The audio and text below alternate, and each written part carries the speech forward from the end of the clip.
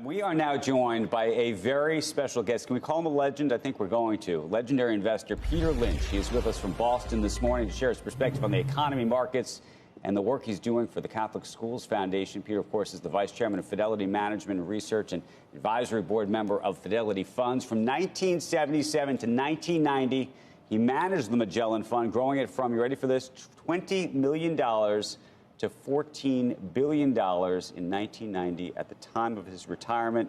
Buy what you know is what Peter taught us, and it's so nice to see you this morning, Peter. Good to be here. So let's talk about buy what you know. I'm so curious these days how you're thinking about the economy. Well, I think people that are investing in individual stocks, it's sad they're careful when they buy a refrigerator or an airplane flight. They're careful with their money, and they'll hear about a stock on the bus, and they'll put $5,000 or $10,000 on it. They have no idea what they do. So you're really got to be careful. Look at the company, look at the balance sheet.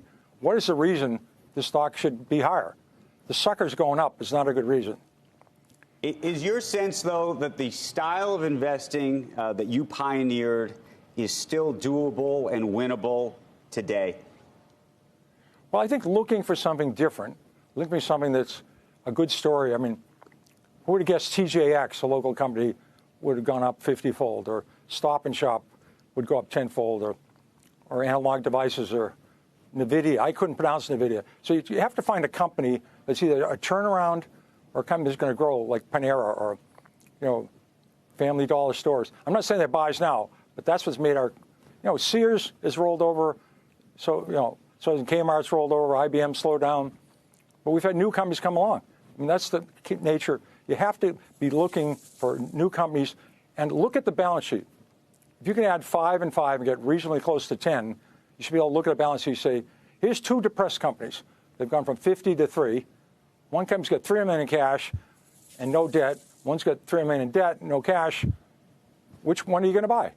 I mean, that's not too hard to do. Peter, I watched you closely because I was in the business back then, and I don't know.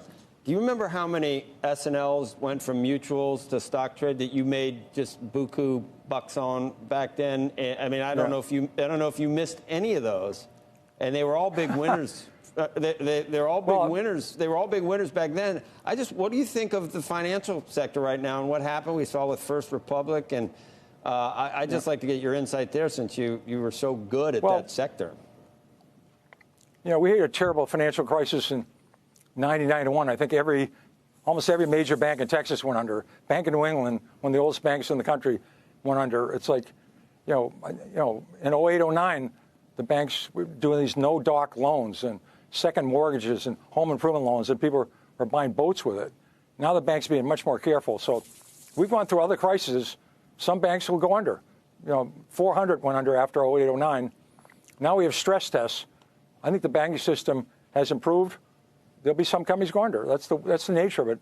It's nothing like, imagine 1980, 81, we had double-digit inflation, double-digit unemployment, and people were the Japanese were going to take over the world. I mean, we were hopeless. I mean, there's always something to worry about. I'd really, in my over 50 years of doing this, I think I'd be worried if there was, somebody didn't bring up something to worry about. That's the nature of the business. I was joking because I'm a Reagan guy, and I was there. I started at Merrill in 1981, so I remember what happened. I remember my feelings in 1981, and I remember my feelings, how I felt by 1985. Ugly.